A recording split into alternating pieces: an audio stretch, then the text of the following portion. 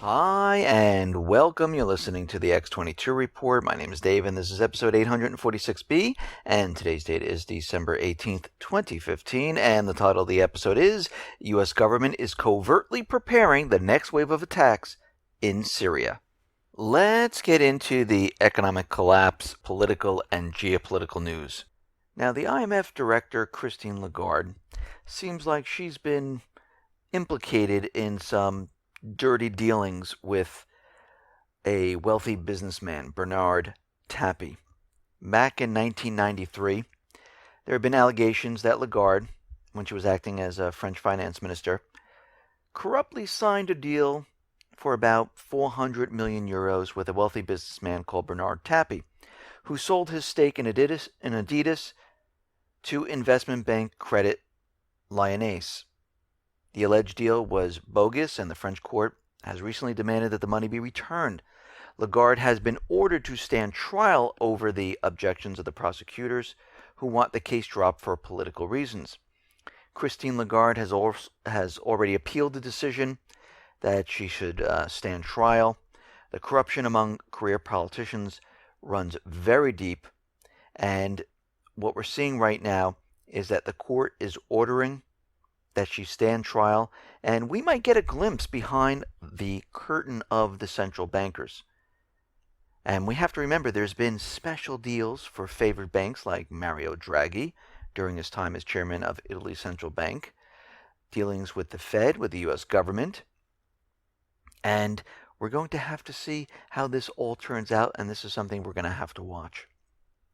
Now, the Intercept has received a secret catalog of surveillance gear, which has been leaked by a U.S. intelligence official who's very concerned about how the U.S. government is spying on the American people.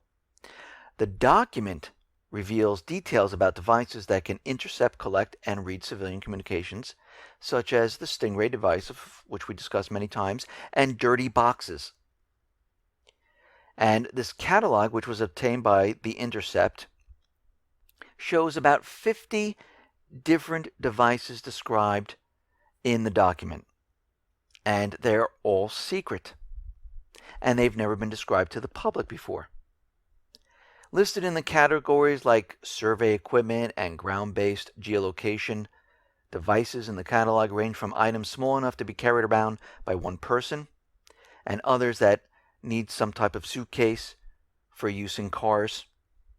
They can be used in planes, aerial surveillance drones. We know that the Stingray is listed alongside these type of models, which basically captures your phone calls. The Dirty Box device is capable of monitoring up to 10,000 targets. And there's a lot of other devices that can track pretty much everything. And we can see right now that most of the equipment can be used to geolocate the individuals being spied on. And civil rights and privacy advocates, they're completely alarmed about all this surveillance technology, because originally it was all developed for overseas, but it's being used here in the United States by law enforcement, by the police, by all these agencies. And they're being spread around. And this is why we've been continually saying we all need to basically look at our rights and say, you know something, you cannot spy on us. You might have the equipment, but we're going to do whatever we possibly can to enforce our rights. I mean, the best way to do it is to hold them all accountable and to get rid of all these devices because they're violating the Fourth Amendment. And they're not allowed to spy on the people. And if they do violate the Fourth Amendment, they should be removed from their position.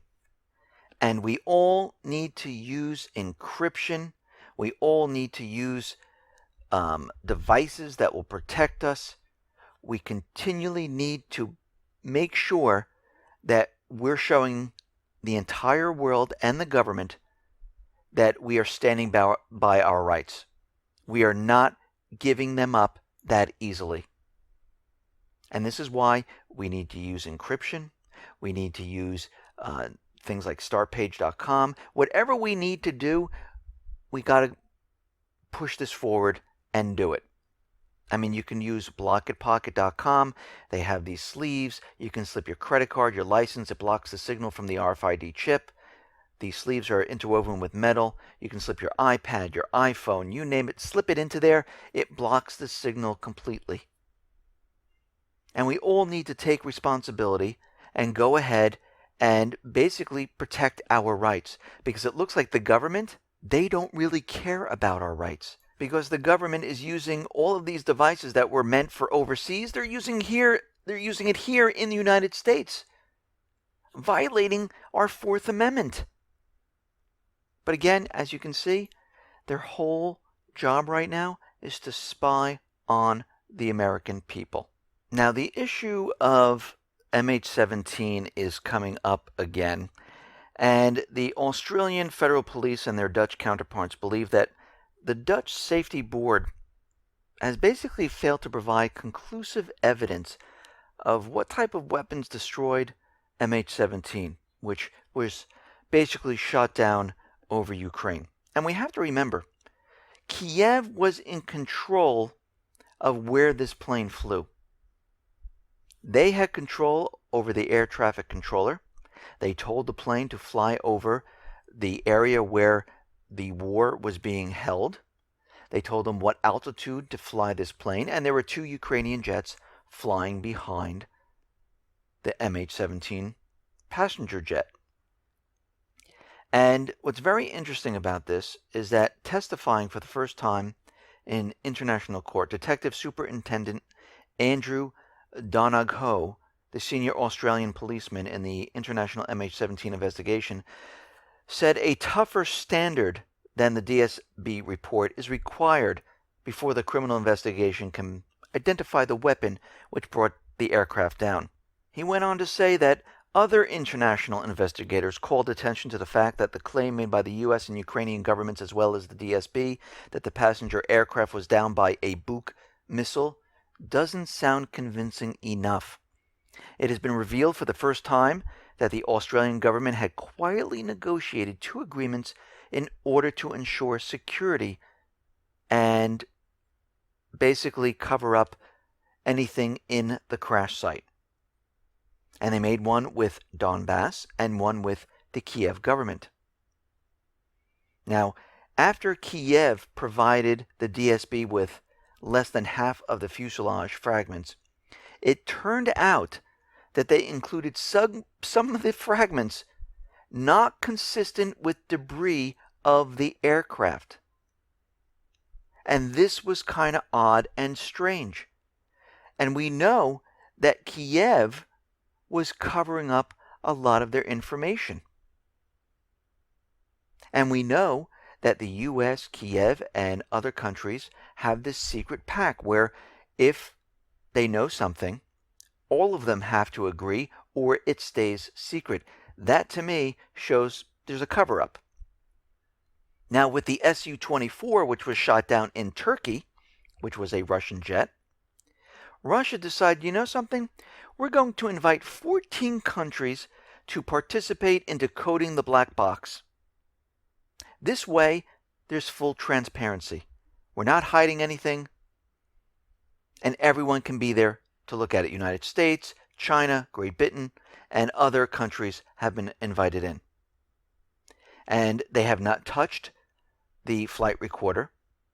It's in the same condition as it was found, and they're waiting to decode it with all these countries. And they're hoping to have something by December 21st. Now, Ukraine decided that we're not going to pay Russia. We're going to default. Of course, they're saying they're imposing a moratorium on the $3 billion Russian debt. But basically, they're defaulting. I mean, the private Western central bankers like to use the word moratorium, but it's really a default. And they're saying, considering that Russia has refused, despite our efforts, to sign an agreement on restructuring and to accept our proposal, the cabinet is imposing a moratorium on payment of the Russian debt worth $3 billion. And this is from Yatsenyuk. But it's funny, when Greece wanted a restructuring, didn't the ECB say absolutely not? We are not going to restructure. And the IMF changed their rules so they can continually loan to Ukraine even if they do default.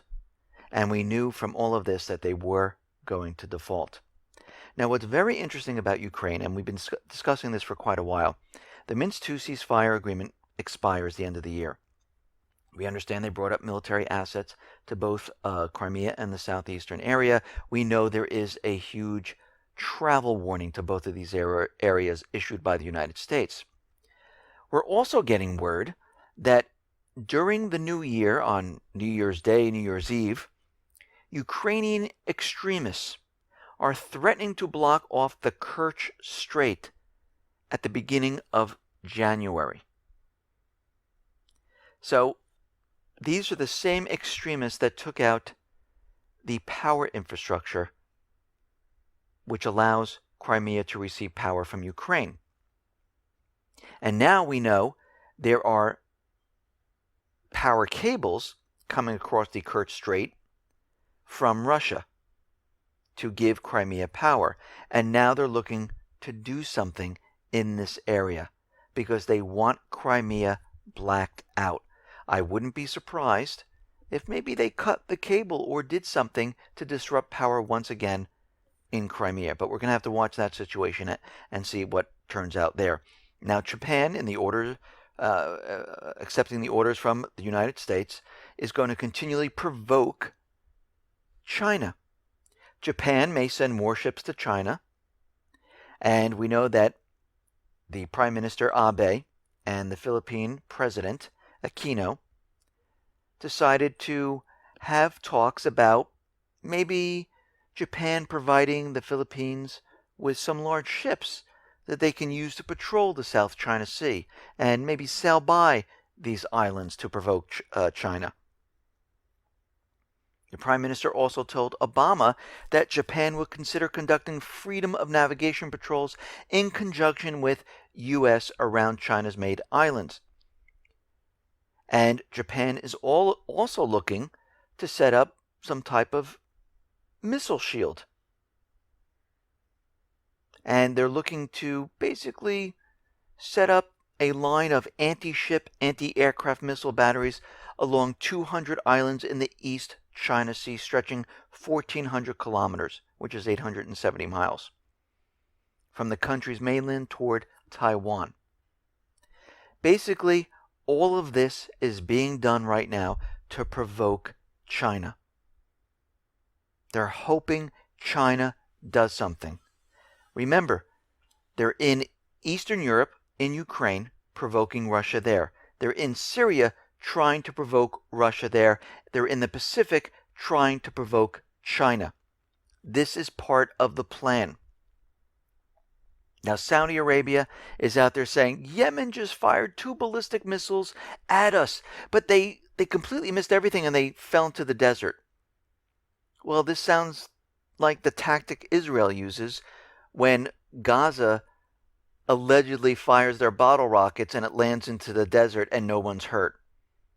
I mean, can they really be that off course? And you have to remember, Saudi Arabia, under the rule of the United States, started to bomb Yemen, and Yemen never attacked Saudi Arabia. So Saudi Arabia is just flying in and bombing a country because the people in that country decided, you know what, we don't want this puppet government anymore. And it looks like Saudi Arabia is using this to start the bombing once again. Now, we know Lebanon has had no president now for about 18 months or so. And we see that a family friend of President Assad is going to put his hat into the run for presidency. Now, of course, the United States government central bankers are not going to allow this. They want their puppet government in place. And it looks like it's very, very difficult to get who they want in place. And this is why there's been nobody in this position for 18 months. Yesterday we talked about Libya, on how the British troops might be coming into Libya, and they're already suggesting that it could be up to 1,000 that could be deployed inside the country. But Libya, the elected government, is saying, well, we want Russia to come in here and help us with the Islamic State. We don't want the United States. We don't want England But of course, as we know, the United States, England, they have an agenda in Libya to take power once again. Now, what's very interesting is that U.S. Special Forces were sent into Libya, and they were carrying heavy weaponry, armor, sniper rifles. And what's very interesting about all of this is that they were called out on Facebook. 4 pictures of about 20 U.S. Special Operation Forces arrived in Libya, and it was posted on Facebook. And the post said the servicemen disembarked in combat readiness, wearing bulletproof jackets, advanced weaponry, silencers, handguns, night vision devices, and GPS devices.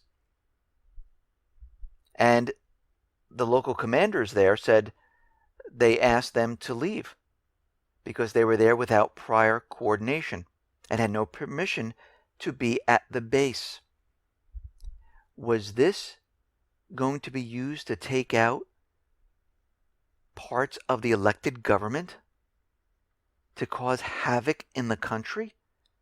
It's starting to look like that. Now, it looks like, coming from reports from different sources from Lebanon and other areas, that the U.S. is building an airbase in northeastern Syria.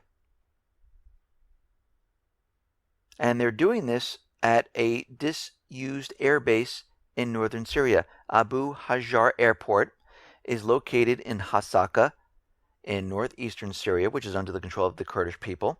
The Syrian government did not give them permission to construct an airbase there, but they're doing it anyhow. They're developing it, and they're going to use it. Now, Russia right now, as they set up their S-400 air defense system around Aleppo, which they're planning to do right now, they have shut down the skies right now. There's nothing flying in the skies. There's no British planes. There are no U.S. planes. The only thing that's flying right now are U.S. drones. Everything else has been shut down. Basically, Russia has set up a no-fly zone over Syria. And the U.S. knows this. They're building this airbase inside Syria, which they don't have permission to do. They don't even have permission to be in Syria because Syria is a sovereign country, and they did not invite them in. So basically, Russia is calling the shots. And the U.S. realizes the only way to get in there now is on the ground, because they cannot beat the S-300, the S-400 systems. The planes would be shot out of the air. And the U.S. basically is trying to muster up different countries to help go in on the ground. They talk to England, France, Saudi Arabia, Qatar, Jordan, Germany. Germany, they said they need to send more troops in there. And they're trying to bring them in because they're trying to mount a ground offensive inside Syria. And all this talk about how John Kerry came out and said, yes, Assad can stay. We're backtracking on this. And I mentioned this many, many times before. This cannot happen in their minds. I mean, they spent millions and billions of dollars. Let's just say billions, because that's really what they spent. They've been trying to do this for many years. And if they don't get into Syria, this whole entire system comes collapsing down. They can't spread the debt. They can't put their natural resources on the oil. They can't build the pipeline. They can then not get into Iran, and the system collapses. And who's to blame? Well, they can't let this happen because everyone will blame the central bank. Everyone will blame the United States government. But during the negotiations, the opposition groups that are prepared to contemplate some kind of settlement with Assad do not have the capacity to make such an agreement a reality. And those organizations that have the capacity to end the war against Assad have no interest in agreeing to anything short of removing Assad. On top of those serious contradictions, Russia is openly contesting the U.S. plan for a negotiated settlement. The United States is pushing the line that Assad must step down because they're saying that he's a dictator, he bombs his own people, he kills his own people, and he's not legitimate. And basically, the U.S. and Saudi Arabia brought in the leader of the Islamic State, Ahrar al-Sham, the most powerful opposition military force, who's really part of the Islamic State, Al-Qaeda, connections with the al-Nusra. And they brought him in. And I guess he wasn't following the script because he said Assad must leave. That's the only alternative we have right now. And at this point, Obama comes out today and says the Syrian president, Bashar al-Assad, has lost legitimacy in the eyes of a majority of his country and needs to depart to open the door to an end of the bloodletting there. I think that Assad is going to have to leave in order for the country to stop the bloodletting and for all parties involved to be able to move forward in a non-sectarian way. Obama said this today. They have not changed what they're doing whatsoever. They're moving full force ahead. Even though Kerry was out there saying, oh yeah, Assad can stay, no big deal. They've done this before. This is an illusion.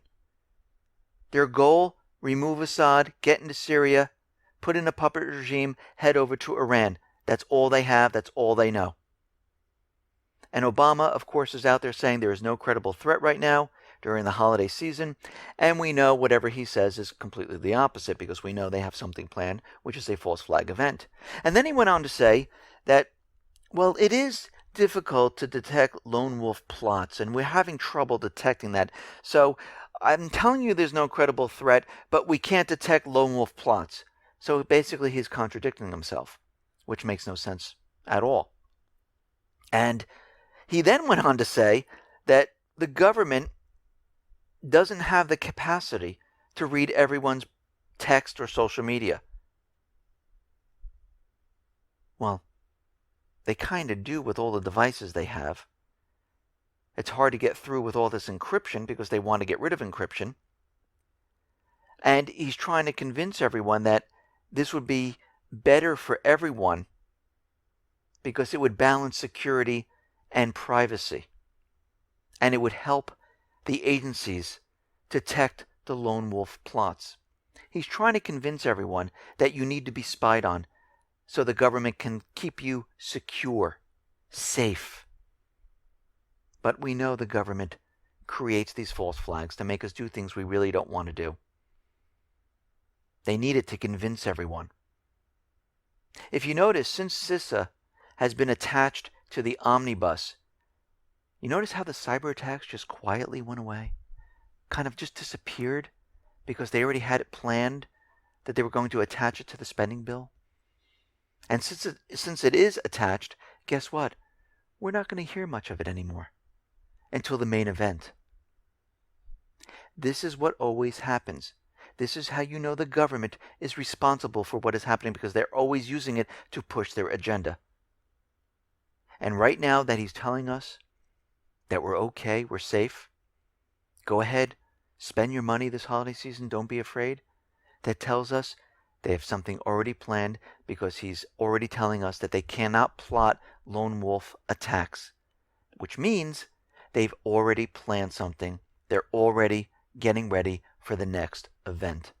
Listen, everyone, thanks a lot for listening. Be well, be safe, and especially be prepared. Thanks a lot.